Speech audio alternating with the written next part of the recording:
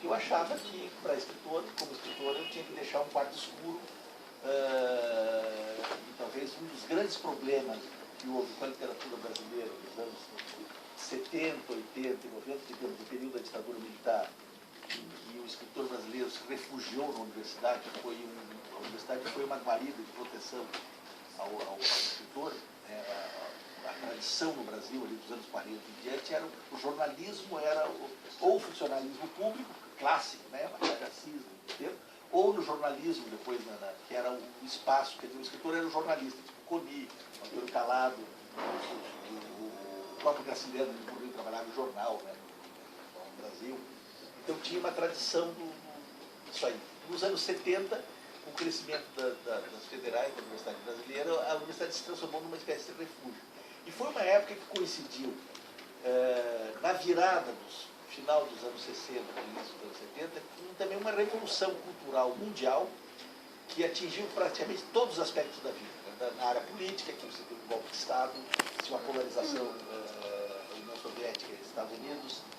Você tinha também sonhos utópicos de transformação anti-progresso, uma utopia russoniana de que era preciso voltar à natureza, etc. Você tinha a rebeldia contra a família nuclear tradicional, você tinha a ideia dos direitos da mulher, começaram ali modernamente, a queima de sutiãs em praça pública, o amor livre. Tudo isso aí era um discurso dominante nos anos 60. E a minha formação de escritor e de pessoa se fez debaixo desse caldo em que a ideia de escrever, a ideia de ser um narrador, basicamente, era a ideia de você assumir um tipo de vida, um tipo de existência, muito mais do que simplesmente dominar uma técnica de produzir objetos, né, livros, produzir histórias ou narrativas. Então isso era bem do espírito do tempo. Vida e arte parece que se juntavam um outro. E eu fui formado nisso aí. Daí que a entrada na universidade foi uma espécie assim de pedido de socorro, porque, como dizia o John Lennon, uma hora o sonho acabou. Todo aquele sonho de utopia foram pro saco, mas ali no final dos anos 70, você precisa comer, você precisa de emprego, precisa de trabalho, e eu fui parar na universidade e acabei tendo uma carreira acadêmica bastante consistente, quer dizer, não foi, eu me entreguei, acabei me debruçando na área de estudos linguísticos, estudos de linguagem e de língua portuguesa, que depois de material didático com o professor Pará, que fiz um bom curso na Faculdade de Letras. Eu lembro assim, que de uma boa formação acadêmica, agora eu fosse muito arrogante na área de teoria literária ou de literatura, achar que ninguém tinha que ensinar nada, que eu já sabia tudo. Né? E foi uma época também de domínio formal, de domínio do estruturalismo, domínio do renascimento dos estudos formais de literatura, a partir lá dos formalistas russos, via movimento concretista em São Paulo, e depois eu via uma perspectiva do estudo literário como uma ciência da literatura. Tudo isso para chegar nesse ponto, naquele momento ali dos anos 70, 80, 90, quando o escritor brasileiro, por injunções políticas da época, pela urbanização brasileira, o aumento da população, o crescimento da rede universitária também, esse escritor acabou se refugiando na universidade. A universidade vai ser o hábitat ideal para o escritor, eu fui um deles, porque a universidade dava sobrevivência, ao mesmo tempo permitia que você escrevesse, fizesse tudo. Então, foi uma época que você pensava no Silviano Santiago, vários escritores, todas as grandes especulações teóricas daquele período vinham da universidade. A universidade fez a pauta da literatura brasileira durante os 20, 30 anos. Foi uma coisa muito marcante. E aí, nesse período que eu acabei desenvolvendo meu trabalho de escritor, mas sempre muito desconfiado com o tipo de discurso, para voltar àquela questão entre o trabalho de criação e o trabalho universitário, isso eu continuo achando hoje, que é extremamente perigoso para quem trabalha com criação trabalhar ao mesmo tempo com a sua teoria. Eu posso falar apenas por causa própria, claro, há casos e casos, mas na medida em que o grande perigo que você corre é que o teu trabalho de literatura ou de criação passa a ser um exemplo da sua teoria. Então você produz, antes, em vez de escrever romances e poemas, você produz teses de doutorado, teses de mestrado, que são ilustrações do que eu acho que é literatura. Nesse sentido que eu digo que escritores são pessoas que não sabem bem o que fazem, e isso é interessante que seja assim. Né? Em vez de você simplesmente elaborar uma teoria sobre a literatura, então você gente vai produzir, fazer uma produção literária que corresponda àquela perspectiva do que seria o bom, do que seria o justo, do que seria científico, entre aspas, etc. Isso aconteceu muito no Brasil nos anos 70, 80, até os meados de 90, em que havia um domínio de um projeto literário de gabinete, né? Um projeto literário de gabinete. Em certo sentido, eu estava certo em desconfiar desse perigo que havia aí. Mas é claro que o trabalho acadêmico vai dando lastro para a gente. A gente começa a pensar, principalmente no meu caso, na área de linguagem, língua portuguesa, as discussões sobre o que é linguagem, para mim, foram fundamentais da universidade. Eu não chegaria por conta própria. Não descobriria a roda de novo se eu não tivesse o ensino acadêmico trabalhando a questão da linguagem, para mim, que é fundamental para quem escreve. Né? E é uma área, aliás, em que os escritores costumam ser bastante ignorantes. Às vezes, entrevistas de escritores sobre questões de linguagem, se percebe que não tem uma formação acadêmica mínima. Eles dizem, às vezes, muita bobagem sobre questões da língua. Claro que não tem nada a ver com a qualidade do escritor, mas simplesmente porque a língua como objeto é um objeto de ciência. Então, a gente acaba dizendo coisas sobre a língua que um astrônomo não diria sobre a Lua, sobre o Sol, que são óbvias, né? Mas que, às vezes, na língua, às vezes, só pelo achismo, você acaba dizendo bobagens, né, a respeito disso aí. Isso, para mim, foi muito importante. Teve essa formação.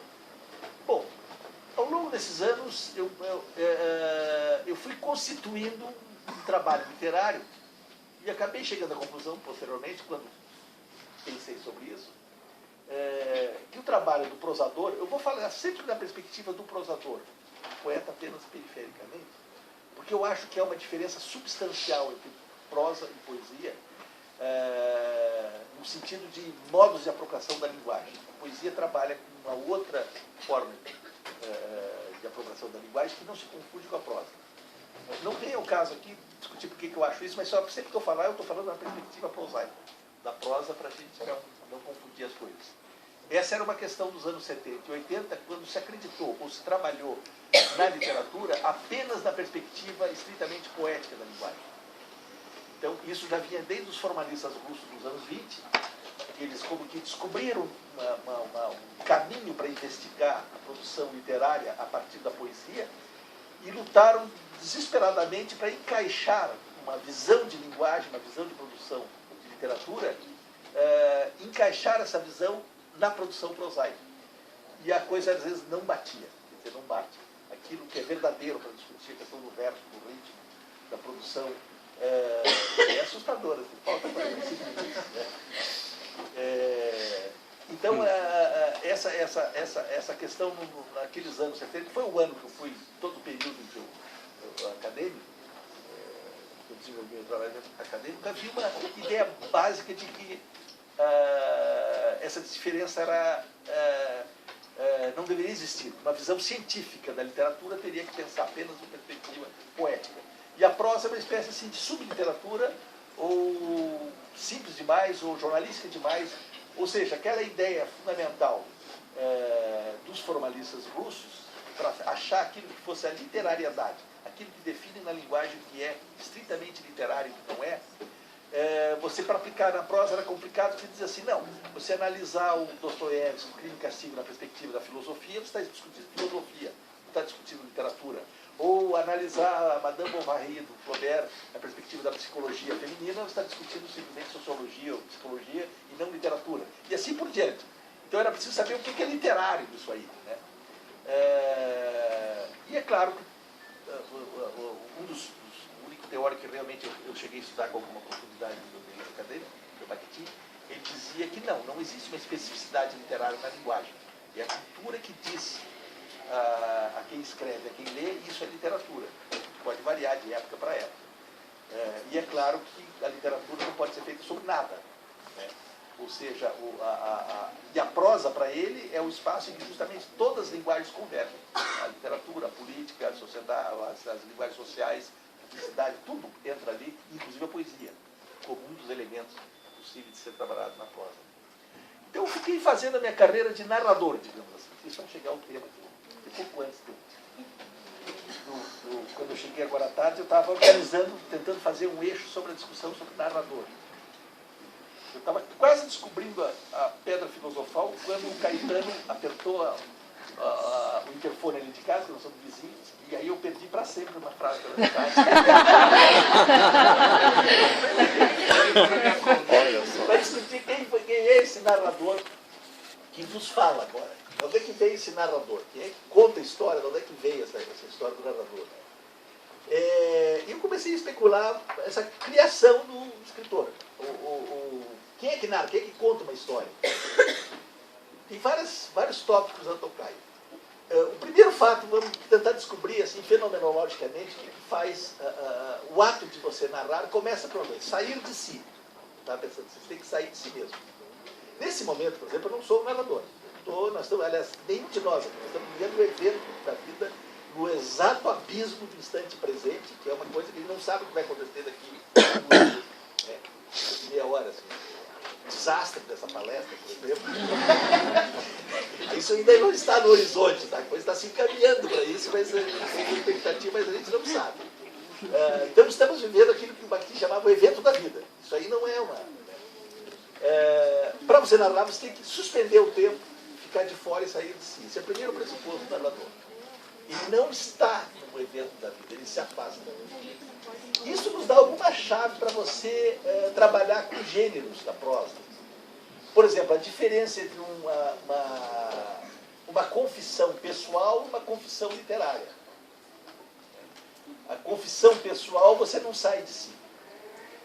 Você vai lá se confessar com o padre, pegando o exemplo clássico que vai fazer a sua confissão, você está falando o que está acontecendo com você naqueles 10 anos, por exemplo. Pressupõe-se que, como produção de linguagem, você é igual a você mesmo. O que você está dizendo é a expressão do que você é. Mas se você vai para casa e se lembra do que aconteceu, daquela confissão, já começa a fazer literatura. Daí a gente vê um outro aspecto. Toda narração é uma organização do passado.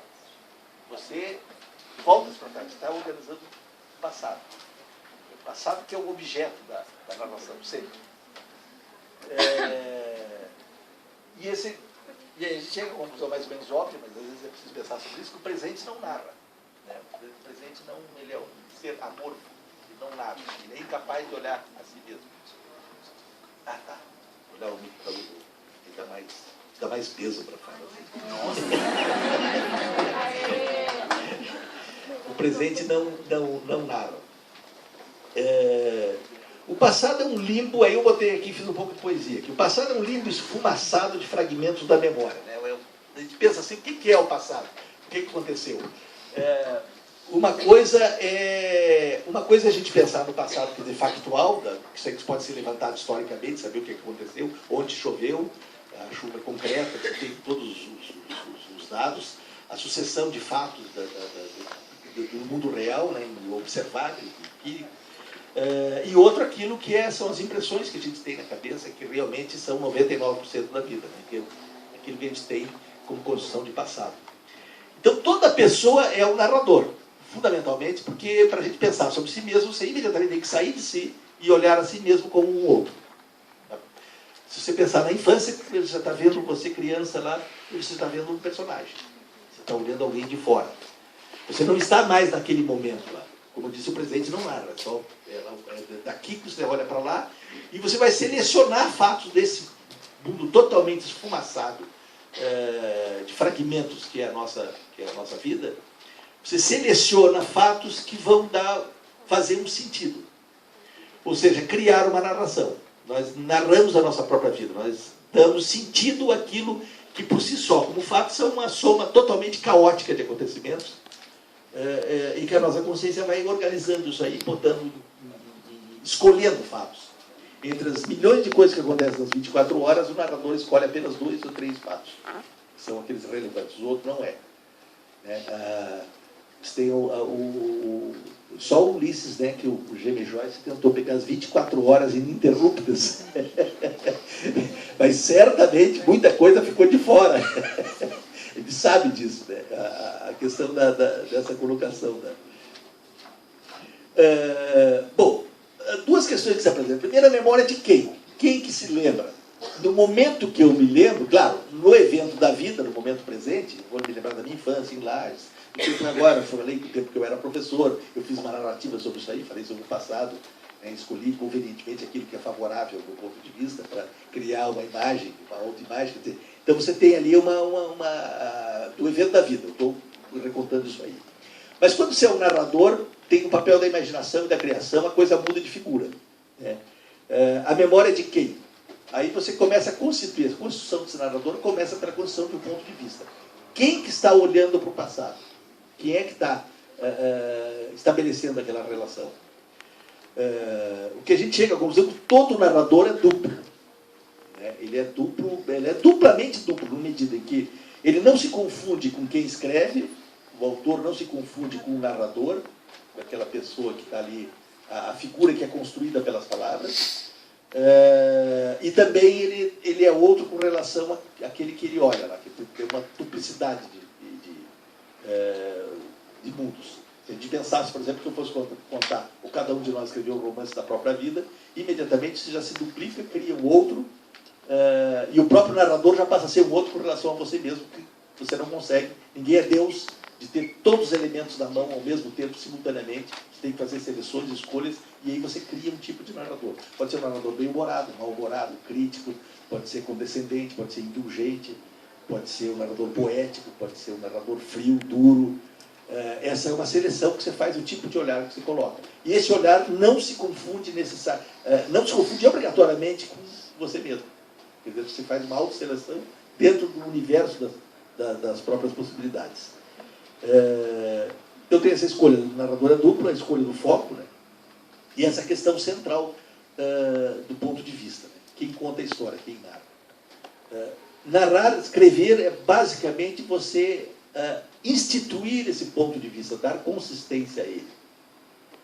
Não é uma coisa simples, e obviamente não é uma coisa teórica. Isso eu estou falando agora, chegando aos 62 anos, depois de 20 livros publicados, e 40 anos escrevendo quase todo dia. Aí eu começo a pensar e faço isso aqui para tentar entender o processo que é esse, como é que funciona. Não é uma coisa teórica. Na questão do ponto de vista, a gente tem que separar duas instâncias. Primeiro, é o que a narrativa não é meramente gramatical.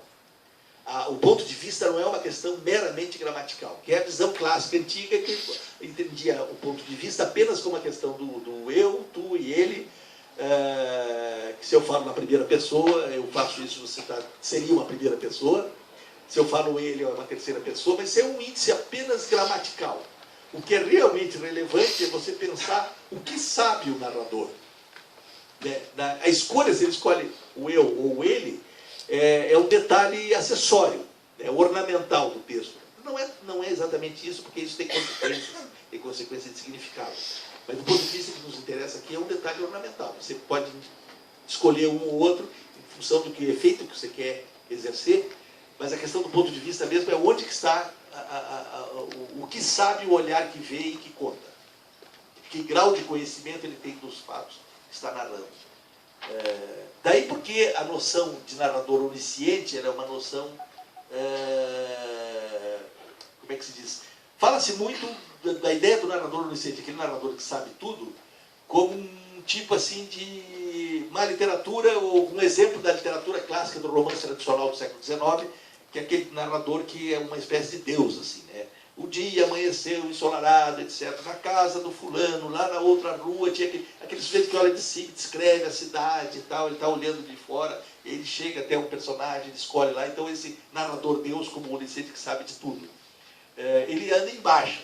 Né? Ele anda em baixa, não por uma questão formal, que isso aí ficou, digamos assim, fora de moda como estilo, mas é por uma questão realmente filosófica, porque se sabe hoje, modernamente, que ninguém pode saber tudo. Que esse tipo de olhar é um olhar falso. Você não pode simular, a realidade não é simplesmente aquilo que você vê. Quer dizer, é uma série de furos nessa teoria da onisciência literária que, mais ou menos, dominou parte de uma certa prosa do século XIX e acabou, talvez por uma certa preguiça teórica, acabou sendo assim um tipo de acusação sobre a decadência da narrativa tradicional, como por pretender substituir Deus ou ter um olhar que fosse capaz de observar todas as coisas ao mesmo tempo. Ou seja, descobriu-se a ideia de que do sujeito. A realidade depende daquele que vê, e aquele que vê, aquele sujeito, ele é mais importante que a própria realidade. É nele que a literatura deve se concentrar. Entendeu? Uma passagem da terceira pessoa para a primeira, para falar na questão simplesmente gramatical. E aí a gente começa, aí eu começo a falar de coisas que eu não sei realmente. Né? Como é que faz essa afirmação do ponto de vista, como é que ele se institui?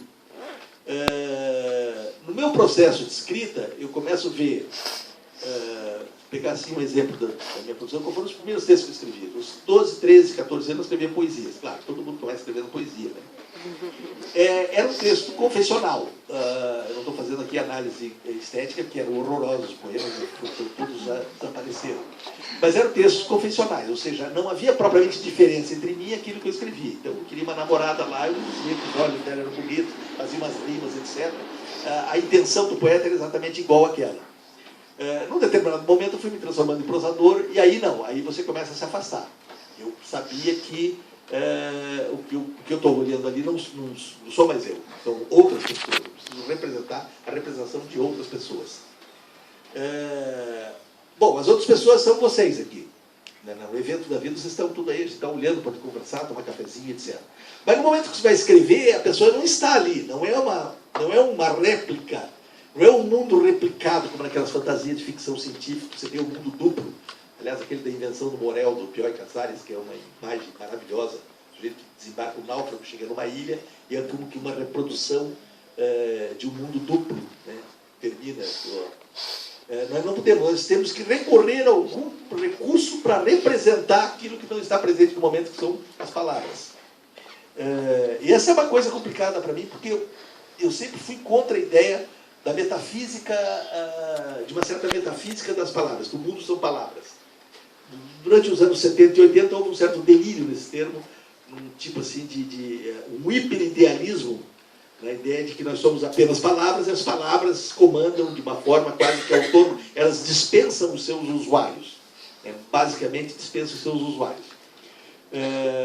Numa certa medida, duas questões que trabalhavam com esse conceito. Na área de linguística, do gerativismo, a ideia, a teoria chomskiana, que é quase mais uma teoria médica do que propriamente linguística, na medida que você diz que a linguagem é um órgão, então as estruturas gramaticais não seriam afetadas, digamos, pelo dia a dia das pessoas, etc. Esse é um conceito que é extremamente forte, 30 minutos, extremamente forte. E o outro aspecto é a ideia de que as palavras não, elas têm sujeito, elas só podem ser pensadas na medida da sua relação social, quer dizer, atrás de toda palavra alguém, um sujeito, etc. Mas como é que você representa esse sujeito se não por palavras?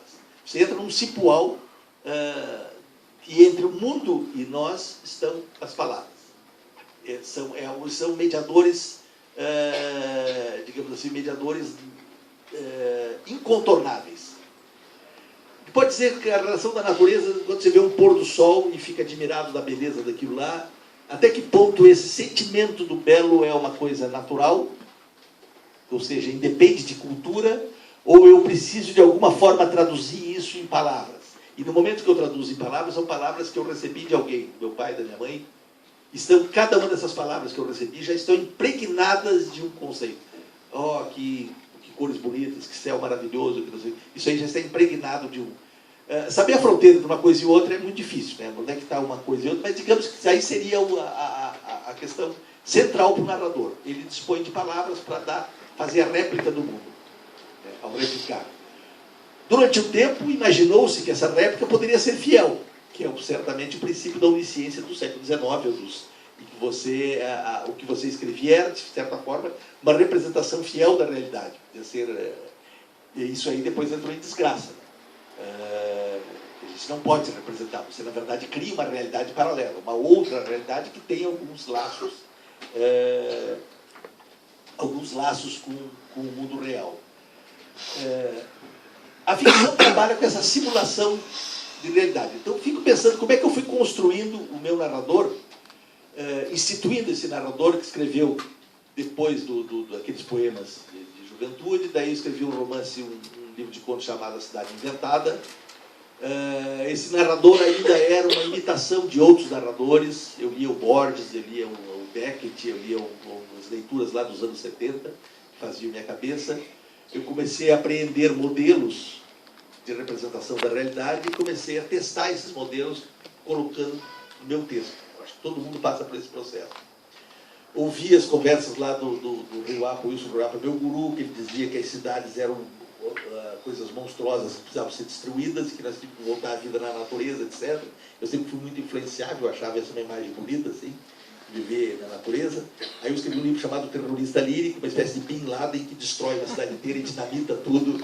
Eu realizei ali um sonho exatamente como era o espírito do tempo, né? Você encurtava caminho, era a época da luta armada, das bombas, do terror, etc. Aliás, deixo rastro até hoje. E via lá do Crime e Castigo, né? Se Deus não existe, tudo é permitido, do Dostoiévski, aquela ideia eu escrevia um livro, eu tinha um narrador ali. O meu narrador era um funcionário público que sofria, tinha uma vida absolutamente medíocre. E o livro é totalmente inverossímil do ponto de vista, digamos, de uma certa tradição realista. O terrorista lírico não tinha também a ideia de ser verossímil. E aí era um livro que tinha lances poéticos ainda, eu tentava dar alguma dimensão poética para aquela revolta mais ou menos adolescente, explosão. Mas eu estava fazendo ali, a minha linguagem estava se formando com um tipo de ponto de vista. Então ali começou a aparecer alguma coisa que seria a construção do meu ponto de vista, que a melhor parte do livro não era propriamente os fatos que aconteciam, a suposta ideologia que estava por trás, o desejo de destruir o mundo e a cidade, mas a construção psicológica do personagem. Tinha situações, ele morava sozinho num prédio, tinha uma vizinha que ele gostava muito, encontrava no elevador, etc. Ali é como se estivesse constituindo o narrador Cristóvão Teza, que depois ele desenvolveu em outros, naquele pedaço ali. Eu não tinha noção nenhuma disso aí que estava acontecendo. Na verdade, o ato de escrever estava me educando. Você começa a escrever, como o mundo todo é linguagem, você pela linguagem acaba sendo quem você é e para onde é que você pode chegar. E aí que eu chego a essa teoria horrorosa de dizer que a realidade é a linguagem. Eu disse para o Caetano, não pode ser. Tem alguma coisa que eu não estou entendendo aí. Nos livros seguintes eu fui dominando formas, digamos, formas romanescas mais complexas, e principalmente, uma coisa que é uma das minhas obsessões, os modos de aprender a realidade no seu sentido mais chão. Essa revolução para mim aconteceu com o Trapo, quando finalmente eu botei Curitiba num romance meu. Nomes de ruas, eu não tinha vergonha disso. Até então, todas as cidades eram imaginárias, os espaços não tinham visão, não tinham olhar concreto, eram espaços abstratos, não tinha nome, é como se fosse assim, mundos à parte. No Trapo eu botei nome de rua, botei um passeio público ali, o professor mora ali perto da Matheus Leme, eu fui colocando o mundo concreto, isso me obrigou a uma série de coisas. Não há nada mais difícil para o escritor do que fazer alguém levantar de uma cadeira, dar 5 passos e abrir uma porta.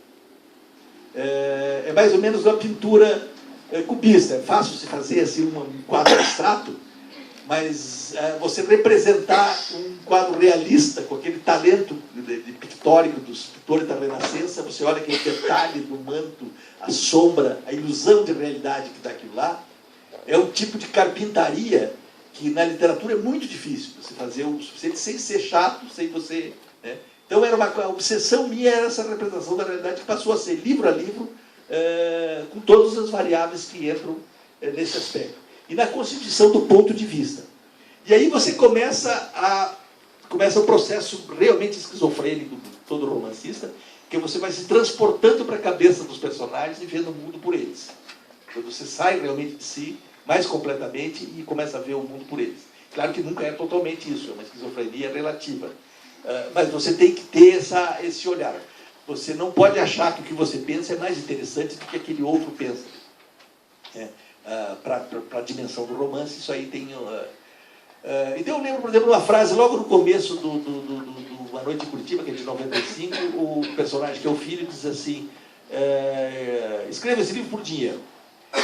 Eu sei que agora que o meu pai virou notícia, vamos dizer que é o próprio filho, tal, até o porteiro do prédio me olha tal, com desprezo, eu que carregue o pacote do supermercado, que não vou ajudar, etc. Ali naquela frase já tem uma mistura do filho falando do pai e, ao mesmo tempo, simulando o que o porteiro vai dizer para ele.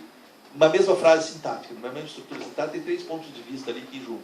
Claro que eu não pensei nisso quando escrevi, né? Mas é o tipo de representação da realidade, como é que funciona a nossa cabeça. Nós estamos o tempo todo duplicando a nós mesmos para compreender a reação dos outros, etc. E essa foi uma das obsessões que eu tive, sem saber, isso agora, fazendo a palestra, eu quase cheguei à conclusão final aqui, se o Caetano tivesse apertado na hora. Vou pagar o resto da vida. E depois, em outros livros, essa questão da construção do ponto de vista ficou. Por exemplo, O Fotógrafo, em que eu comecei querendo escrever um livro de aventuras legal, em que tinha um cara que ia fotografar uma modelo, e o livro ia durar 3 meses, assim, a história do livro ia ser 3 meses, ia ser uma aventura, quem sabe eles ficassem juntos no final, que era o meu desejo, né? Uma coisa legal, uma história de amor, bonita. A história mais vulgar que podia ter, o sujeito esperando, e a hora que eu comecei a escrever, a solidão é a forma discreta do ressentimento, que é a primeira frase do livro, e de repente eu escrevi um livro que é 5 personagens, um dia na vida deles em Curitiba, e o narrador entra na cabeça de cada um deles, mas nenhum deles sabe da cabeça do outro. Então, na verdade, são 5 narradores oniscientes, limitadamente, de forma limitada, para cada um deles. Também, onde é que eu estou? Né? Onde é que o Cristóvão está ali naqueles narradores? Um pouco em cada um dos personagens. É claro, para você simular a existência de um outro, você tem que, de alguma forma, ter ponto de contato com essa outra pessoa. Né? Vai ter pontos de linguagem, pontos culturais. Então, o narrador sempre ele concorda ou discorda mais ou menos com o seu personagem. Ele nunca pode concordar totalmente, porque daí você escreve um panfleto. É quando você cria um personagem para ser porta-voz das ideias do autor. E se você discorda completamente, você escreve uma sátira. É quando você escreve para destruir alguém. Aí você fica completamente do lado de fora e você destrói, bate na cabeça dele. Né? Você não dá nenhuma linha de empatia com o leitor. Ou seja, essa relação de duplicidade do narrador e o seu duplo, o seu outro, ela é fundamental para decidir a questão da construção do ponto de vista, da narração. É um grau quantitativo, que pode ir da máxima aproximação à máxima distância. E isso varia ao longo do tempo. Nós temos quantos minutos? Quase 15. Então, era talvez a hora de começar para as perguntas, era isso, né? No princípio, esse 15 é para começar as perguntas. Então, se você quiser parar, quando você quiser. É com uma imensa alegria que eu encerro aqui essa minha parte, porque eu não consegui chegar à parte final. Porque o Caetano apertou lá, eu estava matando a charada, e a gente podia conversar e debater ou desenvolver um pouco. Na verdade, eu estou oferecendo problemas para vocês aqui, não dando nenhuma resposta que eu não tenho. Mas a gente podia conversar alguns pontos de vista, algumas coisas para esclarecer. Eu fico aqui à disposição.